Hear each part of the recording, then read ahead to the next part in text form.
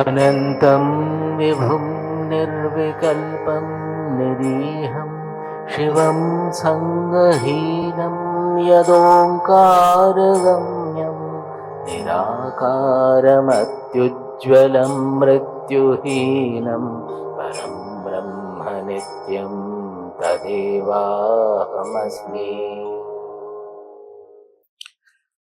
स्वराज्य साम्राज्य विभूतिरेषा भवत्कृपा श्रीमहिमप्रसादात् प्राप्ता मया श्रीगुरवे महात्मने। नमो नमस्तेस्तु पुनर्नमोस्तु। नमो नमस्तेस्तु पुनर्नमोस्तु। नमो नमस्तेस्तु पुनर्नमोस्तु। नमस्तस्मै सदैकस्मै कस्मै चिन्महसे नमः। यदेतद्विश्वरूपेण राजते गुरुराजते।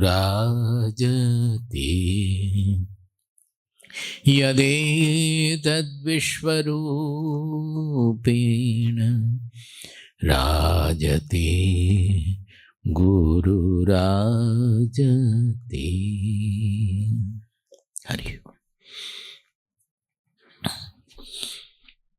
I thought I will tell you, going back to 14th chapter, a little more about the Sattva, Rajas, Tamas, so that you can relate it well as we go forward further. See, generally, we say that we have forgotten our real identity or the truth, and we are running after things in a with delusion that we have been discussing all these days. That ignorance is called avidya. Avidya. So this avidya is told to have two powers, two factors. One is called avarana shakti, another is called vikshepa shakti. Shakti means power. Avarana means covering, and vikshepa means distracting. This covering is coming from the tamoguna. Any covering that the revelation against which works against anything, any revelation is tamoguna. It is the andhakara, ignorance. So the covering power is from the tamoguna, that our real identity we have forgotten. Now the moment we forget our real identity, we start thinking that I am the body-mind limited personality. The moment we forget our universal identity, we start thinking that I am small, I am body-mind limited personality, they are others, we start hating others, intolerant about others, envying others, jealous of others, so many things, running after, running away. So the whole distraction, this avarana makes us forget our identity. The moment we forget, we start acting motivated by desire. The desire immediately comes in. So the desire motivated activity starts when we forget our identity. This is called the vikshepa shakti, or the scattering power of the ignorance, which is the rajoguna. Because rajoguna means activity, energy. But there is a difference. Sattvaguna also has activity. Rajoguna is desire motivated activity. That is originating from a fragmented vision. Fragmented vision means I am small, others are also different from me, and we get something I like, I want to have it. Something I don't like, I want to avoid it. So these are all desire motivated activity. They are not the natural activity as we see in the whole universe. The moon is going around, the earth is going around the sun, moon is going around the earth, the plants are growing, the flowers are blossoming, even birds, animals also, they live more or less a natural life. There is no desire there. But in our case, we are not natural because of this desire element which is coming from the smallness, the ego part of our understanding.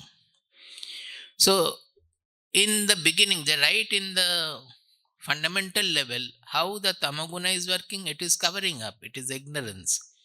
And how the rajoguna is working, it is distracting us, it is putting us into desire motivated activities, running after and running away from the multifarious appearances.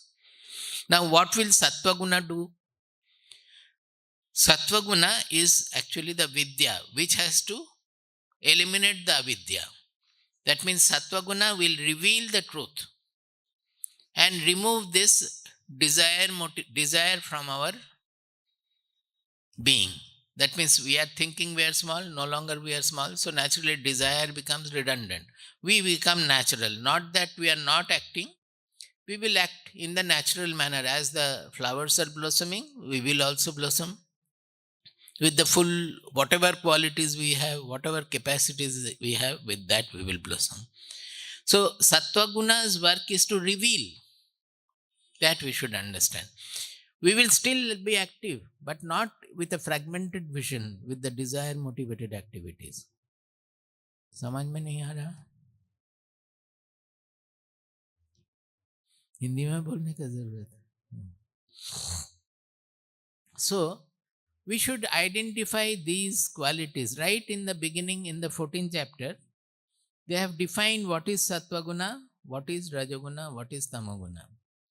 In the 14.678, they have defined. And also, what is the Guna and how it is binding us. Both these things are defined in the 678 of 14th chapter. He says, Tatra Sattvam Nirmalatvat Prakashaka Manamayam Sukha Sangena Badnati Jnana Sangena Chanaga. This Sukha Sangena Badnati Jnana Sangena Chanaga I have discussed in detail. I am not going into that. I am saying here the Sattva Guna is Nirmala. It is pure. Basically, it is the revealer. It is the revealing is its power. Its power of revealing. Prakashakam. Prakashakam Anamayam. It reveals the truth. That is the objective of Sattva Guna. That is the power of Sattva Guna. In Rajoguna, you see, Rajo Ragatmakam Vidhi Trishna Sanga Samudbhavam Tan Nivadnati Kaunteya Karma Sangena Dehinam. He says, Rajo Ragatmakam Vidhi. This Rajoguna is originating from the partial. Ragatmakam hai, Raga means color.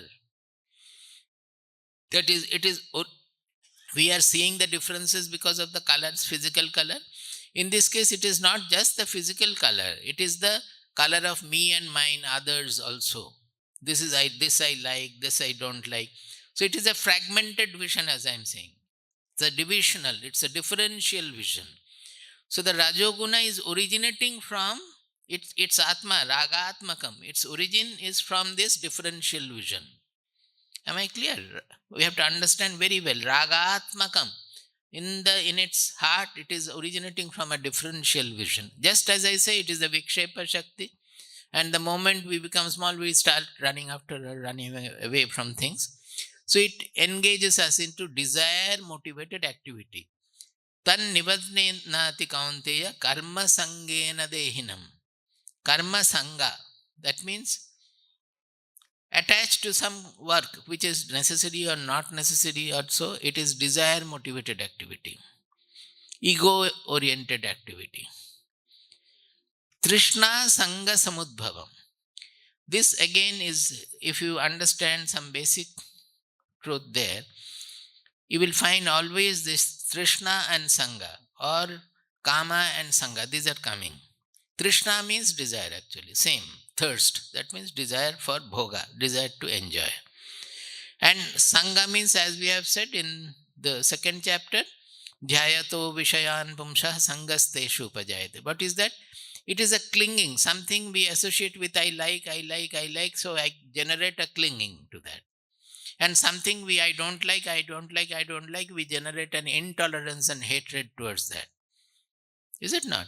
When two friends is disliking, they are disliking the third friend or person, these two will talk bad about the third person and their dislike will grow. Is it not? So that is the Sangha, how the Sangha is making us biased in our judgment. Sangha will always make us. So he says, Trishna Sangha Samudbhavam. Trishna is desire, and Sangha is that ego. You can say this is the ego, that I am this, I am this, I am doing this, I want this, I did this, I have to do this. All these are from Sangha. It is basically the ego, that I element in that, the small I that I think about myself, that body, mind, personality. You will find everywhere these two are dealt with. In Bhagavad Gita also, other places also. It is called Kartri Bhoktri Bhava. In our scripture, in Upanishadika also, it is called Kartri Bhoktri Bhava. That means doership and enjoyership. Kartri Bhava means the doership. I have done this. This is the ego of us, that I have to do this. I did this. It can be sinful also, that I did something sinful, so I feel depressed. I did something great, I feel elated. All these are ego related affairs. And Bhoktri Bhava is that I want happiness, I want to become happy. So whatever we do, it is I am doing and getting this, I will become happy. So our mind is in that result, that if I get the desired result, then I will become happy. So actually it is not on the work so much or on the result so much, but it is the focus is on I will become happy after getting the result. So this bhogecha, as I said the other day, bhoktri bhava, these are very common when you read the Shastras, these will be necessary. Kartri bhoktri bhava. That is, Kartri bhava is the doership, that I have done this or I have to do this. ये हमारा duty है, वो किए थे, ये करना है, वो करना है. क्या करना है? दुनिया में क्या क्या करते हैं?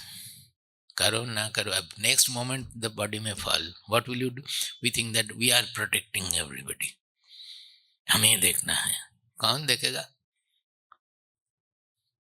So Bhoga also is like that. We think we will enjoy. Finally, it ends up in trouble. More trouble than enjoyment. You can enjoy whatever is coming, you can enjoy, but not clinging to it. That this result, if it happens, I am working only for that happy, and you are never going to become permanently happy. So, if you can understand that I am not going to be happy from whatever the result is, then you will do naturally whatever to be done, and your focus will be entirely on the work. Whatever we are doing, it is for some objective result.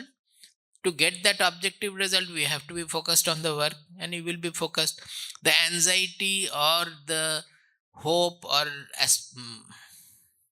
the desire for having the ultimate happiness, that will, if we can keep away that, the whole focus will be on the work. Similarly, the third one is tamastu ajnanajam viddhi. Now here in the previous one, tan nivadnati kaunteya karma sangena dehinam. This karma sangha means activity, desire motivated activity, which we are clinging to. That should be remembered. Sattva-guna, with sattva-guna also you can do anything, but it will not create that. It is not on the basis of a fragmented vision. It is on the basis of a comprehensive understanding of the truth. You can tremendously work, but much more than the Rajasika people. It has to be done so. But in the case of a Rajasika people, what will happen? They work with very strong desire. And if they are not successful, they immediately become depressed or very much negligent about whatever they were doing. These are the characteristics of the Rajoguna. Suppose there is a very efficient Rajasika person in one department, in an institution, in one department. He will be very enthusiastic, active, etc. But in doing his part, everything is good. He wants to do things perfectly. He wants to do things well. But in doing it, his vision will be so limited to whatever he is doing that sometimes it is to the detriment of the other departments. That he will not be concerned about. You get my point? In an institution, we should have a wholesome, comprehensive vision of the whole thing also. If I take away all the people from the other department because I have the power, then the other departments will get weakened. They will not be able to do their work. But the Rajasika people will not. We often give the example of one very close devotee of ours. He himself used to say, he was a managing director of a big company in Calcutta. He used to say that I cannot stand any opposing opinion. He's a very egoistic person. One extreme example. Very efficient and very egoistic also. He says that in the board of directors meeting, if I propose something and if it is not accepted, that means others are opposing, I simply walk away. A managing director, if he behaves like that, is it for the welfare of the company, and what will people understand about him? They will not say anything because he is the superior boss or supreme boss. But just because his words are not accepted, he cannot take any decision at all. And we have seen his behavior like that. They will do lot of, in their ego of I am the right doer, I am this, I am that, I am punctual, I am righteous. They make so many, what shall I say, abnormal behavior in many places, in public also. The moment they don't like, they will simply go away from there. They cannot tolerate anything different. This is the extreme of Rajoguna, but in a small measure, all of us have. That we have to find out. I am giving the extreme example, but all of us are egoistic in that sense. So that is the ego and the bhogecha, that is bhoktri bhava, that always we are doing. Even when you are listening to the lecture, if I say that, are you liking? Yes, Swamiji, I am liking. Otherwise, why should I come? I am coming means I am liking. That means you come only to enjoy the lecture. Do you get my point? Even there also, we are only thinking of enjoyment, personal gain. Is it not? It is not for enjoyment, but we are doing it for enjoyment. That means our coming also, it is, although it is motivated by sattva guna in us, but the rajoguna is still predominant there, making us selfish in that also. We have to analyze our all behavior. Then only we will be able to purify our personality, our transformation. To bring in transformation, we have to be very observant. As we are seeing others, we have to look into ourselves also. It's like on the biological table, opening up the frog, cutting it open with the skin, and you see the heart pounding, and this is happening, that is happening. Like that, open up your own book, own self, and see that, oh, here is some black mark here, remove it. नहीं जा रहा, घसो अच्छी से, थोड़ा acid डालो, हटाना है इसको, भागो. So we have to be a little merciless also with ourselves to get rid of the kalmasha, get rid of the impurities. Tamastu ajnanajam vidhi mohanam sarvadehinam. What is the tamoguna doing? It is ajnanajam. That means it is originating from the ignorance. The origin of tamoguna is ignorance. Mohanam sarvadehinam. Its purpose also to make all people deluded. The result of ignorance is to become deluded. If you don't know the truth, then you will be deluded. That's it. Pramada alasya nidrabhihi tan nibadnati bharata. How does it bind people? See, Sattvaguna bind by Sukha Sangha and Jnana Sangha. There we have to remember what kind of Sukha? Sattvika Sukha. What kind of Jnana? Sattvika Jnana. All those are defined in the 18th chapter we have done, so I am not going into, but I discussed also. Then Rajoguna binds by Karma Sangha. That means desire motivated activity, clinging to what I like and what I dislike. I will not do what I dislike, I will do only what I like. And Tamoguna binds by Pramada Alasya Nidrabhihi. Three things together. Pramada, Alasya, Nidra. Pramada means inattention. Inattention. Whose property is inattention? It is the intelligence and the mind, is it not? Mind and intelligence also. Inattention is intelligence also. The buddhi is not having the viveka buddhi, it is wrongly analyzing. Alasya, it is a property of the body. Partly mind also, but generally of the body, physical property. Idleness. Alasya means idleness. Nidra. Nidra means both body, mind, intelligence, everything is under the clutch of it. Is it not? Nidra means the body is not functioning, mind is not functioning, the intelligence also is not functioning. So actually, if you look into these properties, you will find that tamoguna guna is working against both sattva guna and rajoguna. This pramada means inattention, means not to reveal the truth. It is just working against the sattva guna whose purpose is to reveal the truth. So that is why tamoguna is ignorance, it is darkness, it is against the light and revelatory power of sattva guna. So in one facet of it, the tamoguna is working against the sattva guna. Similarly, in the other facet, alasya nidra, they are working against the rajoguna whose purpose is to make you active. So tamoguna is working against both rajoguna and sattva-guna. To remove the overpowering of tamoguna, we have to cultivate both rajoguna and sattva-guna. Is it? Okay. Now, to overcome the rajoguna, what is the rajoguna? It is active, but its main support is differential vision. Things differently, desire motivated activity.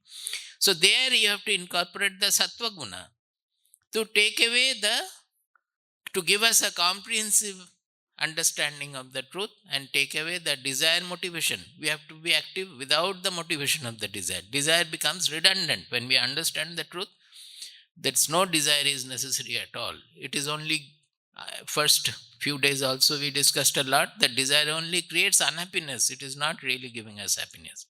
In the elimination of the desire, we are really happy. So that by the cultivation of sattva guna, it will go.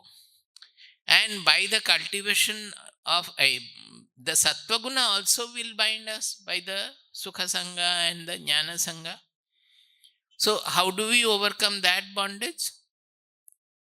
In Bhagavad Gita it is there in the last portion. In Bhagavatam also it is there, by surrender. That means taking to complete surrender. That means the gunas will come, go. We will not be bothered about it at all. That is, even when we are studying the Shastras, if you have to get up, we will get up. There won't be any resistance to do something else. When we are having very good discussion also, if some other activity we have to take to, we will take to. We will not feel intolerant about that. Abhi to padne ka time hai, now we are studying, we cannot do that. That will not be there.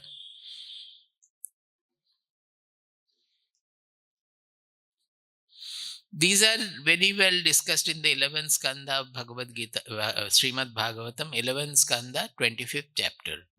All these are discussed in a different manner. I would like to give a handout at then, but I had given a handout in the year before last, perhaps on these three gunas, but now we have to do it in a different manner. Now, get back to the 18th chapter where we left. That is, he is now defining the buddhi, dhriti, sukha. These three are left out. These three they will discuss about the Sattvika, Rajasika and Tamasika.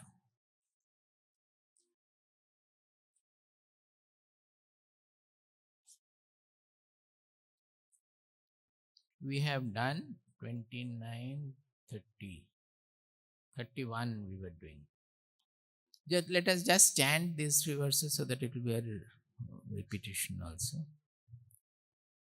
Buddher bhedam dhriteschaiva बुद्धेर्भेदं धृतेश्चैव गुणतस्त्रिविधं शृणु गुणतस्त्रिविधं शृणु प्रोच्यमानमशेषेण प्रोच्यमानमशेषेण पृथक्त्वेन धनञ्जय पृथक्त्वेन धनञ्जय प्रवृत्तिं च निवृत्तिं च प्रवृत्तिं च निवृत्तिं च कार्याकार्ये भयाभये कार्याकार्ये भयाभये बन्धं मोक्षं च या वेत्ति बन्धं मोक्षं च या वेत्ति बुद्धिः सा पार्थ सात्विकी बुद्धिः सा पार्थ सात्विकी यया धर्ममधर्मं च यया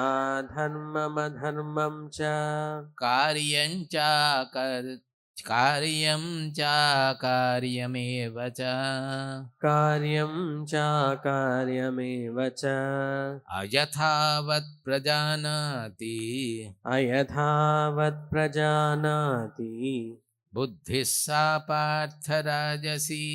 बुद्धिः सा पार्थ राजसी. I said that the rajasika quality, the rajoguna, the very nature is desire motivated activity and a partial vision. So he says ayathavat prajanati. He doesn't see things as it is. He thinks with the color ragatmakam vidya. I just now explained. He sees with the color of me and mine. This I like, this I dislike. Always the whole world is colored with me, mine, others, etc. Mine likes, my dislikes.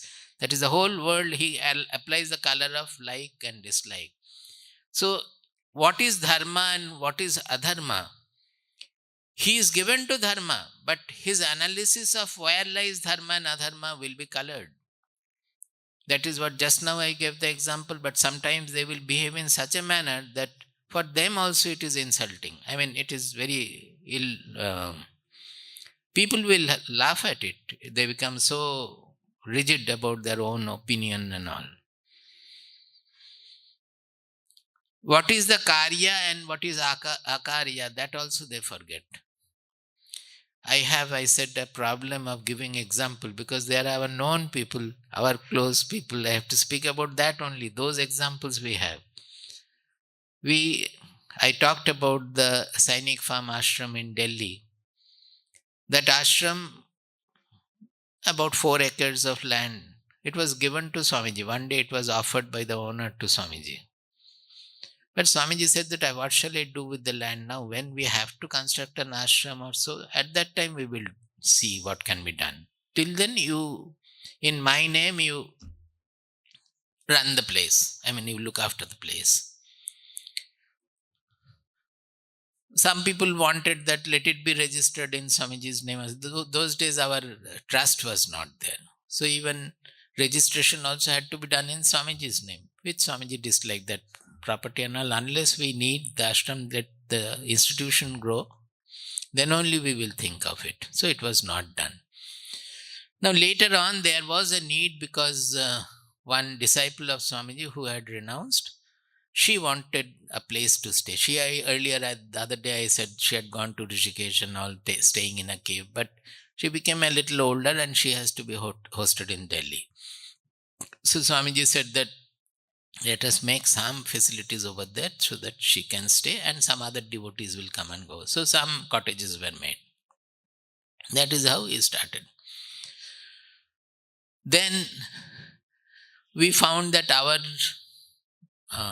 institution was growing, more and more people started coming. So hosting Swamiji in a house became almost impossible. This happened here also. Earlier Swamiji was staying with Tiwariji. Before that he was staying with Ammini auntie. Then for some times the hosting was done in my Purvashrama father's house, then in this house, that house. But the need for the ashram came up because how can a house hold so much people coming, going, etc.? It will never be all right. An ashram is needed.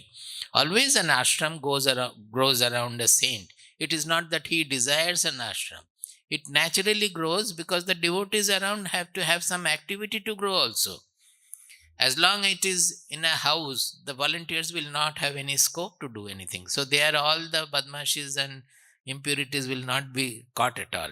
When it is an ashram, everything will be caught and we will have to try to purify them. So the whole thing changes. The wholesome sadhana starts only around when it becomes an ashram. It is a public place. So seeing the need, this person said that, Swamiji, I will be able to make some special arrangements. Next time we will host it in our ashram in Sainik Farm. So next time he worked very hard within 6-7 months or so. He made or maybe 1 year, he made the place ready, everything was done. We started staying there. Devotees also came, they started staying there. And once it is a public place, ashram, many other devotees start visiting that place. Many people started coming. It was a very difficult place for Annakshetra. You will be surprised if I say the measurement. There was a very small triangular kitchen where 3 persons could stand maximum. That much of space was there. And there was a small veranda in that mud cottages. We had mud cottages over there. There was a small veranda where 2 cottages together, about 12 people could take food together.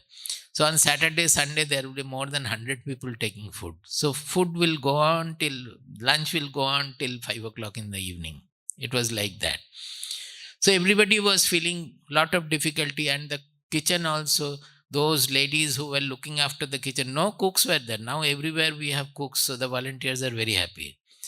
Those days it was here, Jamshedpur, Meera Didi used to go to, she is no more, our Vinaya's mother. She used to go to Delhi, and one Chandrakanta ji was there. They were the main pillars of the Annakshetra there. They would have to cook 2-3 times sometimes, because we don't know who is coming, who is not coming. Some people will arrive at 2, some people will arrive at 3, and the food is still going on like that.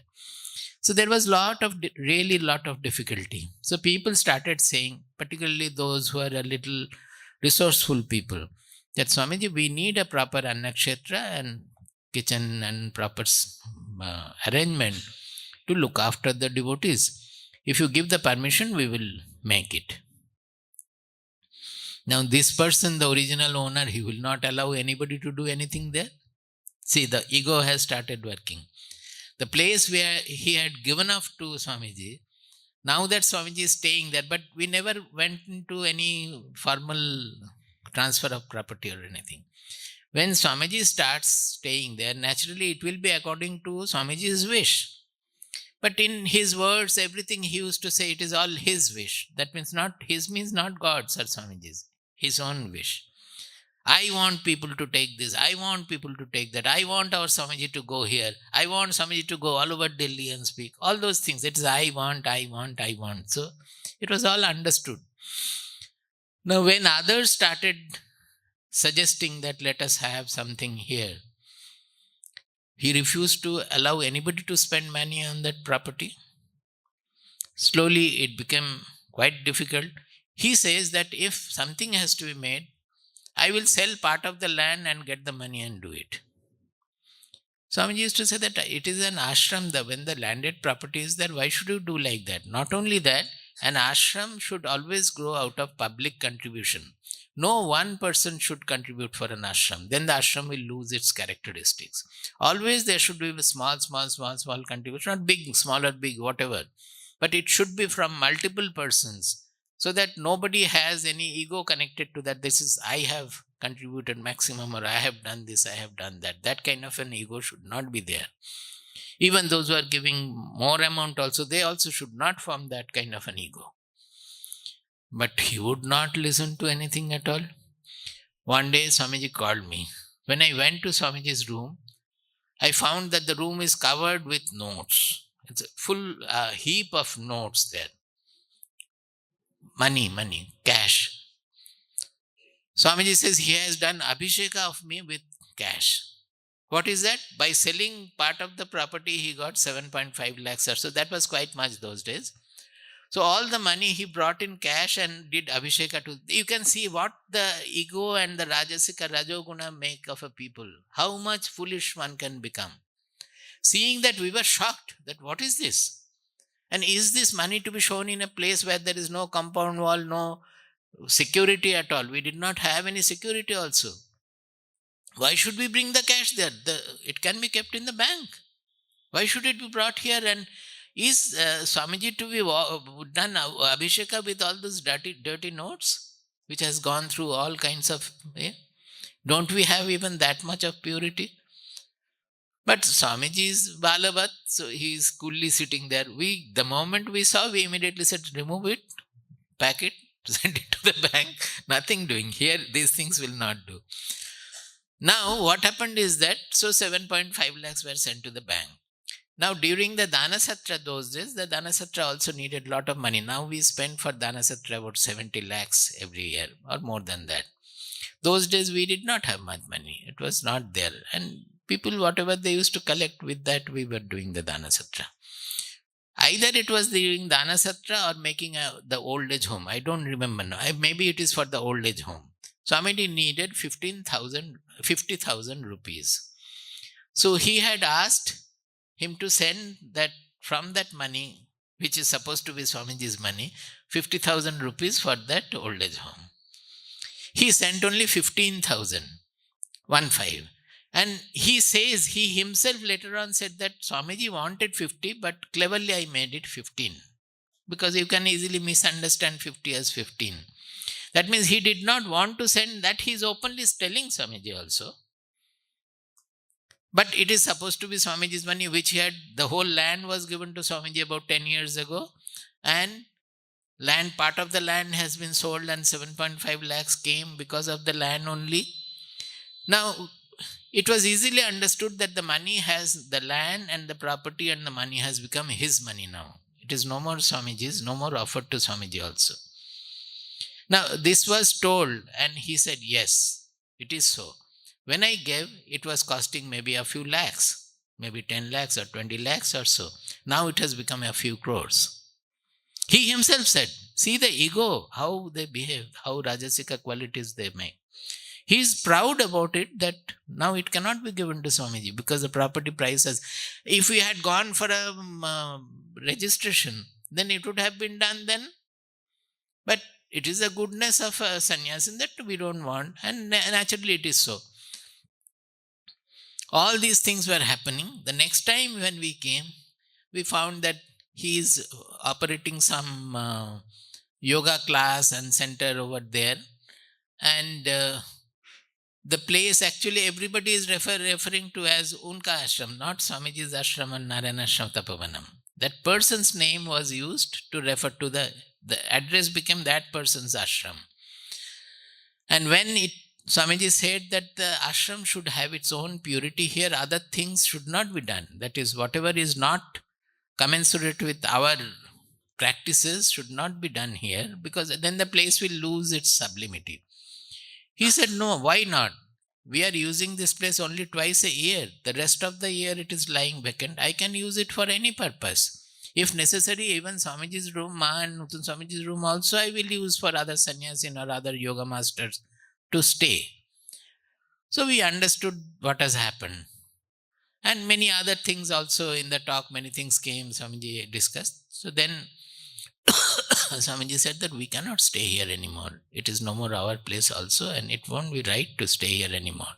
Because he is not allowing anybody to do anything here. Annakshetra cannot be built. He doesn't want anybody to spend money. It is understood that it is his property. I have written about it in Great Association. Only briefly, I don't mention maybe so much. So, next morning was the Pada Puja. So, after the Pada Puja, the Swamiji said, I have something special to say. And that day itself, he announced that we are leaving the ashram because it is no more our ashram and it is going not according to our ways. So we have to leave. If he says that you go right away, we will leave right away. If he says because the programs have already been announced in the halls and other places, if he agrees that we stay that period and hold the program and then go, all of you, whatever you said accordingly. But we are leaving either today or after 10 days or so. So that was the end of the Sainik Farm Ashram for us. Now, why am I saying it? Ayathavat prajanati. Rajoguna. That Rajasika buddhi, he was a military person. He was very righteous, apparently very honest. For honesty, he has left many things. But it is the Rajasika honesty. I am honest, like Yudhishthira. I am a Satyavadi. I am this, I am that. So that makes all his analysis, dharma, adharma, karya, akarya, whatever he did, is it not akarya? Is it not adharma? Everything is downright adharma and akarya. Akarya means which is not to be done. But he is doing with his ego and thinking that that is the right thing to do. That is how the Rajoguna deludes us. Tamaguna deludes, but Tamaguna in conjunction with Rajoguna makes us active in the deluded manner. Both are playing here. Tamaguna is producing the moha, the delusion.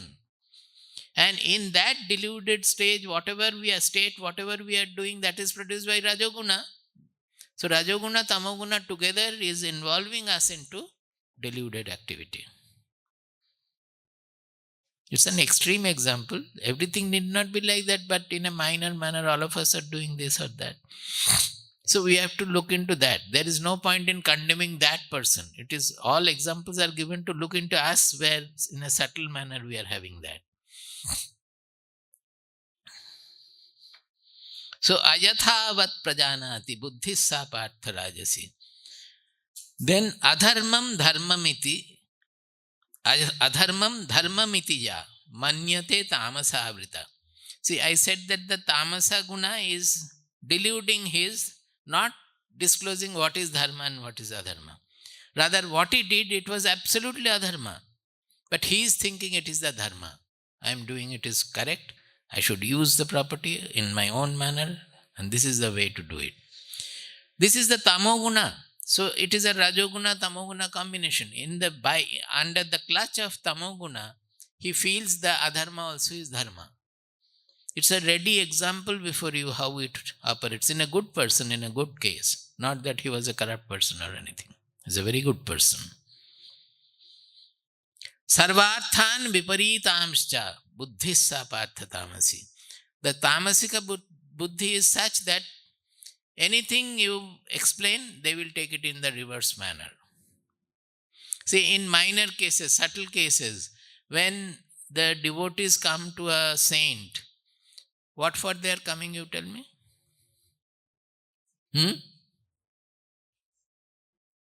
Hey, itna time kya lag raha? Jaldi bol. Huh? No. To get purified. Knowledge se kya hoga? Knowledge se purification aana hai. The saints' purpose is the people come to the saint to get purified. Remove their impurities. Knowledge to apne aap aa jayega impurities chala jane se. Through the knowledge, what are we trying to do? We are trying to remove your impurities. We are not giving you the book knowledge. That is why we have to spend so much of energy.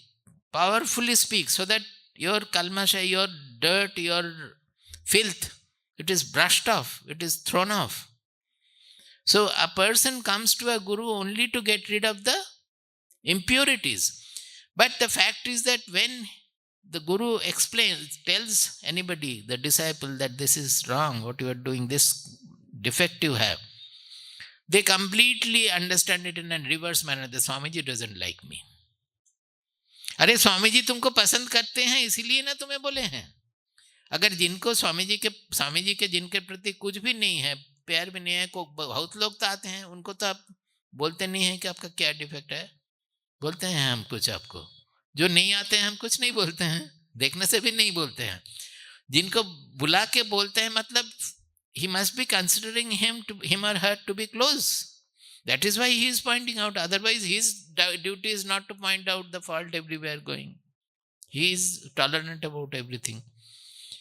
But the person, because of his tamoguna, his buddhi or her buddhi is such that he is taking it in the reverse manner. When something is done, oh, you have thrown me out of your circle. Whatever you are fit for in an ashram, your work is given according to your fitness and the necessity of the ashram. If everybody starts feeding Swamiji, will it be possible? Suppose everybody says that I would like to work in the close quarter feeding Swamiji. तो स्वामी जी का पेट का क्या हाल होगा फिर? It's impossible. If everybody says that I will help Swamiji in the computer work or I will help Swamiji in the writing, is it possible? Because of that, if you say that, oh, Swamiji is very preferential, some people he will take into his close quarter and some others will be kept away. So these are all sarvarthan viparitamscha buddhisa partha tamasi. These are the, everybody has all these qualities working. Where what is working, we have to find out and we have to clear it. Now comes dhriti. I think you have understood enough about this buddhi. Now comes dhriti. I said that the buddhi, with buddhi, whatever we understand, with dhriti we hold that, retain that. Now if you want, you can write a few. You write a few things, those who have are in the book. Sattvika dhriti. Say, make few notes. It will help you to remember. Those who have book space, you can write on the book later on. Sattvika dhriti. It holds one to yoga buddhi. To yoga you can say, or yoga buddhi. The purpose of Sattvika dhriti, because it is Sattva guna, it will retain the yoga buddhi. It will tie you. It will anchor you to yoga buddhi. Holds one or anchors one to yoga buddhi. Yoga buddhi we have discussed quite a lot. What is that? When our buddhi is anchored in the soul. How will it be anchored in the soul? The soul dimension will be projected there. Whenever we are selfish, we will try to become non-selfish. Whenever we are partial, we will try to become impartial. Whenever we are having some personal view, we have to become impersonal. Whenever I am feeling affected, we have to think that I am unaffected. So try to incorporate unaffectedness. These are the way we are becoming anchored to the soul. So it is ready. Don't say that it is theoretical. It's all practical. These are the ways we have to do the sadhana. So Sattvika dhriti is one which holds us to yoga buddhi. Rajasika dhriti, it activates us with bhoga buddhi. Yoga and bhoga. It will be easy. Just if you write down yoga, bhoga and moha, it will be easy to remember. So Rajasika dhriti is which will activate us with the bhoga buddhi, that is to enjoy. That Rajoguna will always force us to enjoy. That means do whatever I like and I will become happy by doing it. If it is ego or it is desire, both way. That is, he would like to always become a leader or if it is too strong, he would like to lead something that people should listen to me. These are the Rajoguna properties. That is a bhoga for them also. The ego is a bhoga there. Tamasika dhriti immerses one in delusion. That means andhakara, that is not understanding what is right, what is wrong, and what is to be done, what is not to be done. So the tamoguna will immerse us in ignorance, in moha, in delusion. So if we just remembered these three words, yoga, bhoga, moha, it is enough. Yoga for sattvaguna, bhoga for rajoguna, and moha for tamoguna. We will generally have all the three with us.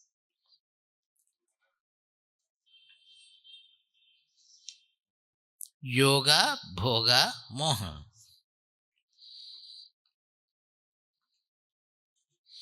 Now let us go through the shlokas. 33 onwards.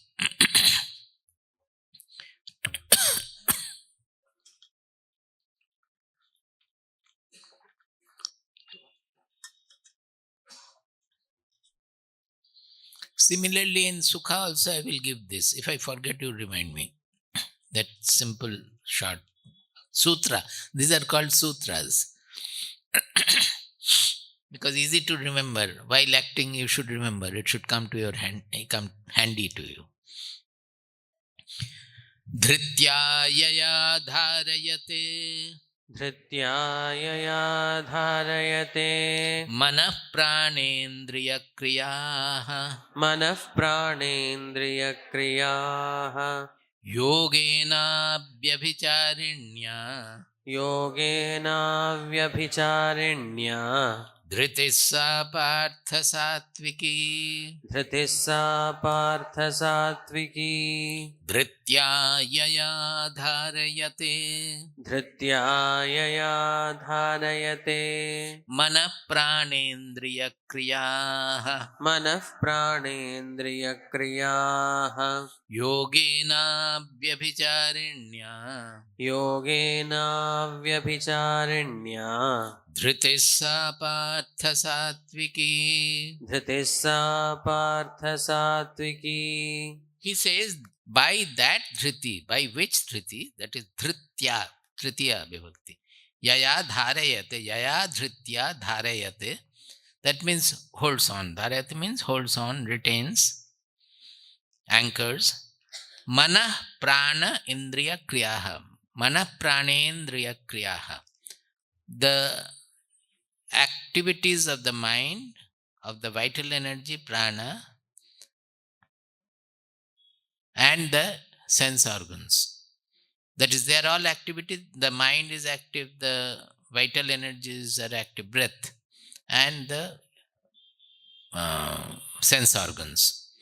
That all the activities with this dhriti, they will hold or anchor in what? Yogena abhyabhicharinya. Both all are tritiya vibhakti. Yogena abhyabhicharinya. Hold it to yoga. What kind of holding? Abhyabhicharinya. Vyabhichara means desultoriness. Abhyabhichari means non-desultory. That means one-pointedness. That is sometimes in yoga and sometimes, no, today let me have bhoga enough. Tomorrow again I will have yoga. That is vyabhichari. It holds the mind, senses, and the breath, pranendriya, onto yoga in an abhyabhichari manner, in a non-desultory manner. That is not moving away from that. Such a dhriti is called Sattvika dhriti. Now, why they have not mentioned buddhi? They have mentioned only mana pranendriya kriyaha. Because this dhriti is originating from the Sattvika buddhi. Sattvika buddhi is giving rise to the Sattvika dhriti. How will you hold the mind, indriyas and the breath? It is guided by the buddhi only, guided by the Sattvika buddhi, the Viveka buddhi. Is it clear? So, such a dhriti which is arising out of the Sattvika buddhi is called the Sattvika dhriti. So, it will always tell you whatever is the pravritti, whatever is the nivritti. Tell you when I say it is the buddhi. Earlier I discussed yesterday that where lies the pravritti, where lies the nivritti, where lies karya, where lies akarya, where lies bhaya, where lies abhaya, where lies bandha, where lies moksha. That the buddhi is telling. But the buddhi has to translate or has to make into a dhriti, has to get into the dhriti. Then when the buddhi is telling that this is bandha, this is moksha, the dhriti will allow us to follow it. To persistence, have the persistence to follow it. Without the dhriti, although the buddhi is telling us, we will not follow. Do you get it? Only the buddhi is telling, the mind will not listen. It is the dhriti. That is why we always say that the dhriti comes out of your sadhana. That is the real sadhana. Buddhi can become enlightened, but the dhriti will not follow it. There lies the problem. That is why if you can discriminate very well, but don't follow whatever you think to be the correct, then we don't call it viveka. It is discrimination in English, all right, we accept. But in Sanskrit, you cannot call it viveka. That discrimination is not viveka. Viveka means whatever you discriminate and find out to be true, you have to follow that. Then only it is viveka. That is how viveka will automatically lead you to vairagya.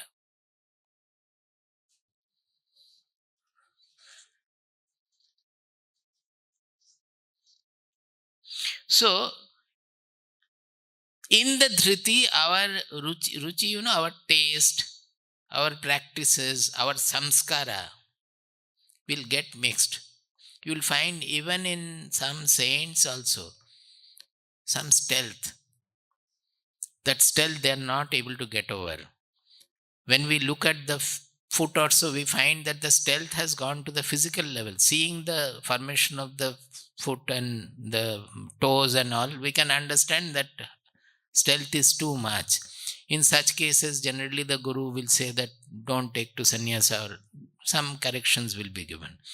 Because when it has gone deep inside the physical features, it means it is very deep, it is almost genetic. One will find it very difficult to get over such stealth or any other such thing. It could be about sex also, about many things. Giving sannyasa, the guru has to be very careful that whether the person will be able to keep it. So, certain things he has to observe. And we have found that when it is showing up in the gross physical level, however you may try, it doesn't go. It doesn't go. Simply doesn't go. But suppose your eyes are showing some impurity or the face is showing some impurity. You see that the moment you are happy, the face becomes different. The moment you are sorry or depressed, the face becomes long. Is it not so? So they are immediately responding to the emotions. That means they are flexible. So if there is a defect, suppose you are depressed or so, the face is long, we can make it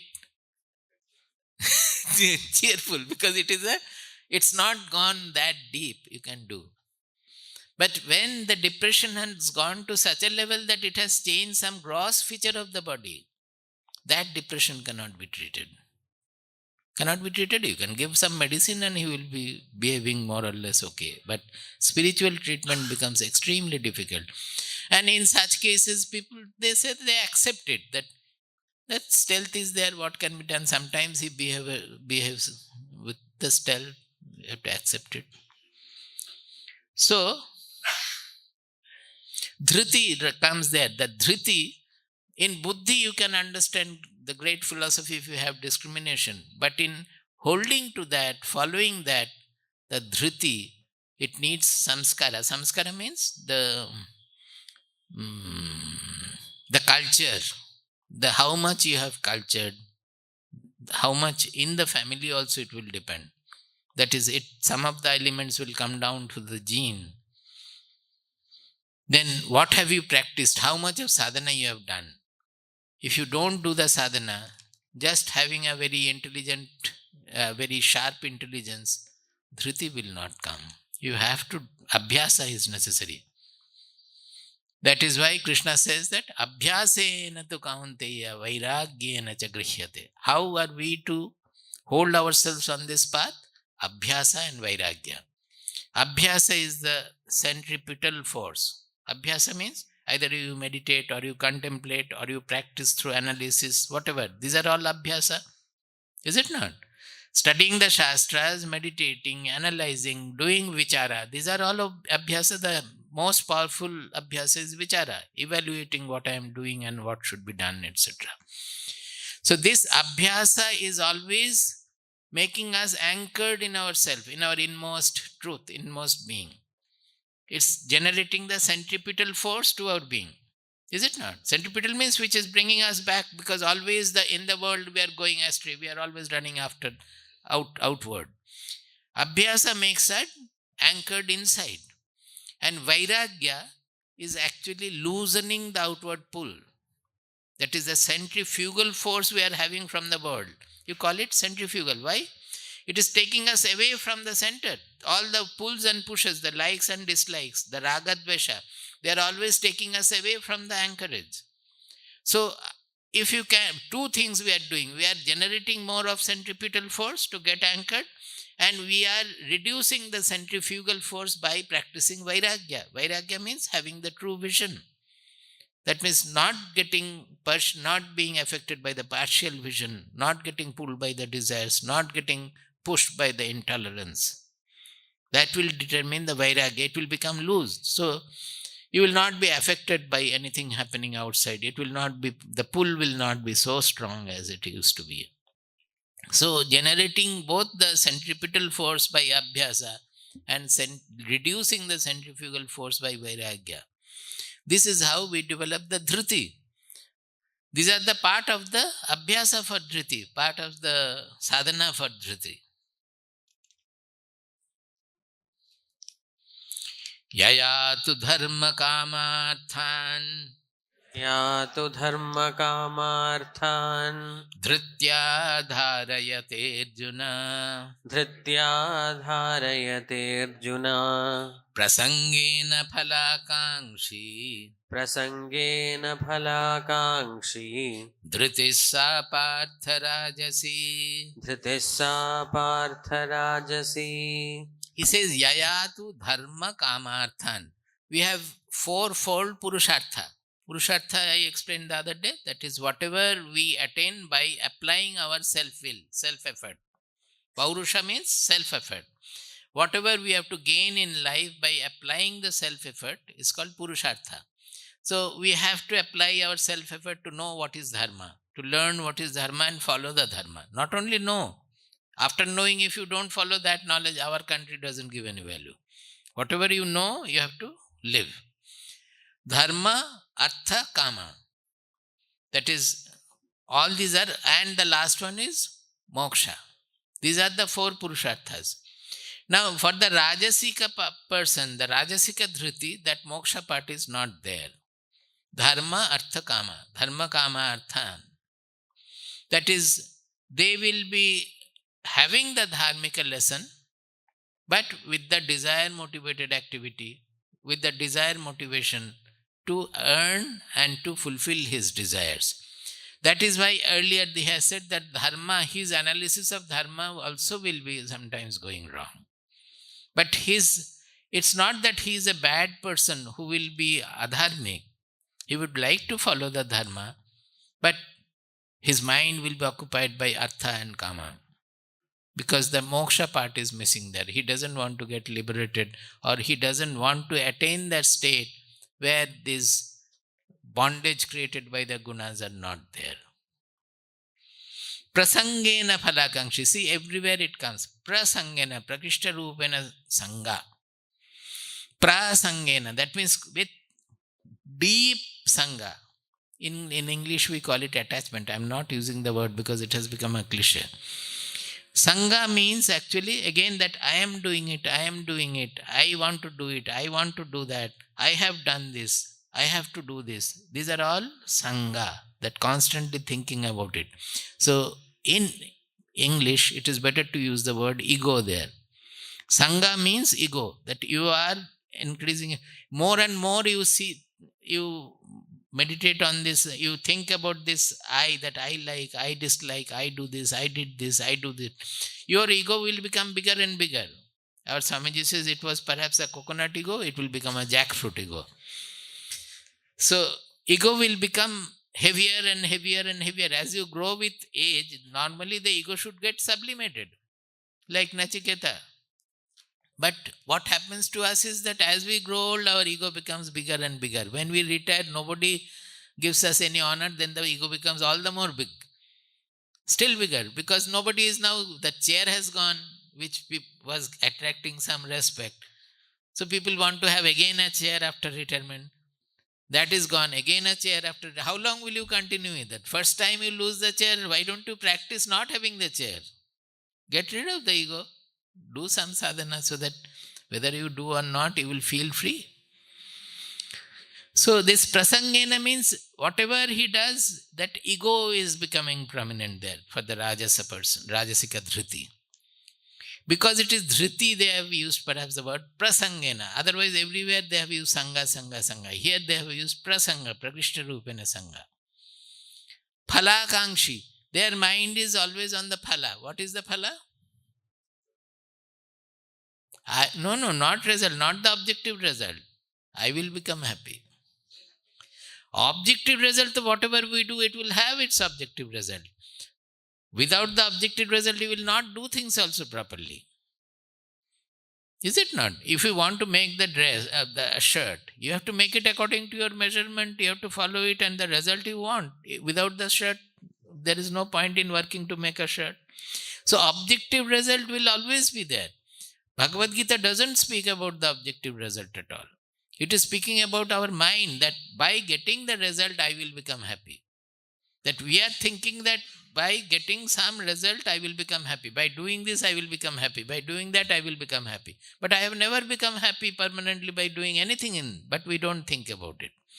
But they still continue to think that by becoming the managing director, I will become happy. Or after becoming that also, by becoming a minister, I will become happy. It will continue to be there, never becoming happy. If he has some capacity, quality, let him do. But not with the idea that I will become happy by gaining the result of it.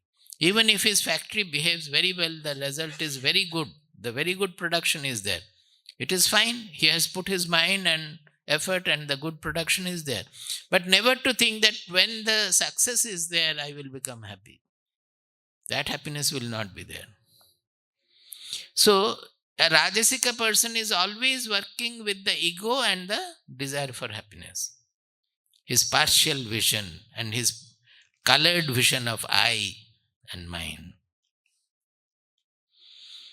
Yaya swapnam bhayam shokam Yaya swapnam bhayam shokam vishadam madameva cha vishadam madameva cha na vimunchati durmedha na vimunjati durmedha dhriti partha tamasi. dhriti partha tamasi. This dhriti is called tamasika dhriti, but he has used the word durmedha. That means a buddhi which is a durbuddhi. That is, it is not a proper intelligence. Already he has said that the tamasika buddhi is always sarvarthan viparitamscha. That everything it takes in a wrong manner always puts us into trouble. So here he has used the durmedha. Medha means talent also, the intelligence and talent both. It is not taking him in the right direction. It is taking him to the wrong direction. He is a durmedha. What are the things? Swapnam, bhayam, shokam, vishadam, madam, evacha. These they are not able to get over. Actually, swapnam, who is not having? Everybody has swapnam. So why the Shastra is saying that swapnam he is not able to get over? Tell me. Daydreaming, yes. They are not mentioning that when you are about to sleep, you are having dream. It is daydreaming. Swapna in the wakeful lay also. He is not doing anything. He is thinking of his great palace without doing anything. Maybe only smoking and given to addiction also, and thinks that I will become the president of India or something like that. It's all imagination, sapna in the daytime. Swapnam, bhayam. They are unnecessarily, they will create various fears because they always understand things in a wrong manner. And they are always anxious about losing what they like and facing what they dislike. So bhaya is always surrounding them. Nothing has happened. Marijiva, Marijiva, Marijiva. I know Odia also. We were going to Puri and car was moving at a very slow pace. One cyclist was going. When the car is passing through, he fell on our car. Nothing happened. Only a little here, there was a scratch.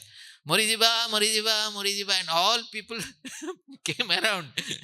Finally, one Dada person had to come and push us out of that. But don't stay here. He came and whispered that don't stay here at all. I will make a situation. You simply drive it off. Otherwise, they will take the car to the village and they will cause problem. So they will be covered by all kinds of bhaya. Shokam, grief. When somebody dies or even has not died, they will make the person dead by their grief. Nothing has happened. Even the son has gone to foreign countries or so, nothing has happened. He is drinking merrily. But The father is worried. Oh, hamara bachcha ko kya ho gaya, kya hoga? And he will be in grief. The other day I said that one boy was run over by the bus. Did I say in the evening class? He was run over and he lost one leg, that up to the knee, above the knee, it was cut, amputated. That boy is sitting in the hospital. He is singing Ravindra Sangeet with his friends sitting around them in the hospital itself. He has taken it very merrily that he has lost the leg. When he was under the wheel also, he is directing the bus driver that you push it a little, you take it forward, take it back. Otherwise, he was not able to release his leg. Then after it was released, he got into the auto, gave the address and then fainted. So he was taken to the hospital. Now, the boy who had undergone the accident, he is happily singing songs with the friends and all, and his father is Marijiva, Marijiva. Years after years, he is in great grief. You have sorrow, you shed tears, there is nothing wrong. But grief, the shoka, is a depression. It's a depression. It comes from tamoguna. Those who are given to it, they will find out something or other to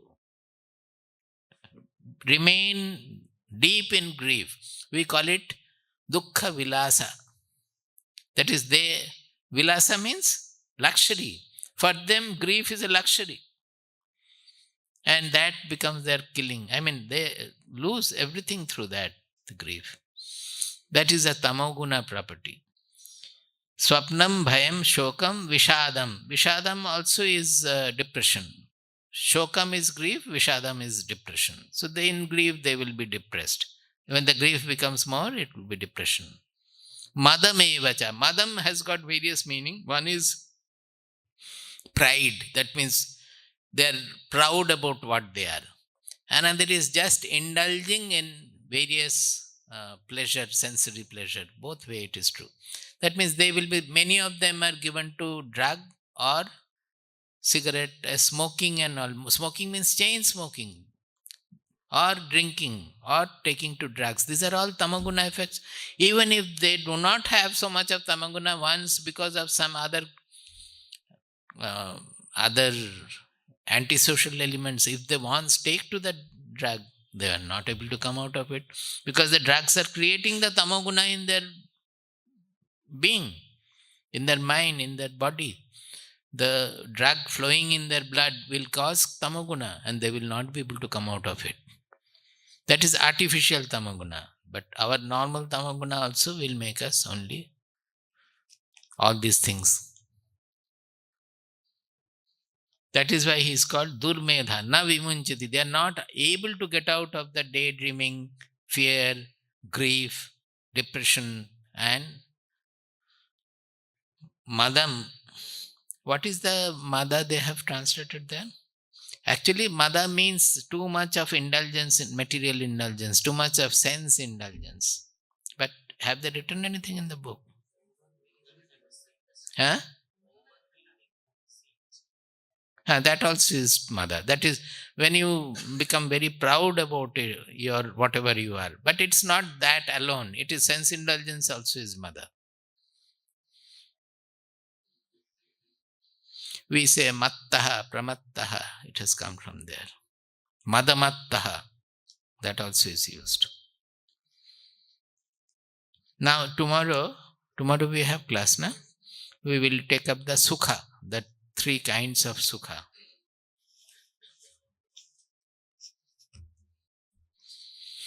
Prabuddham vimuktam vikaradihinam prasannam sada nitya bodhasvarupam param nishchalam nirgunam sarvarupam bhajeham sadanusmarami pranomi.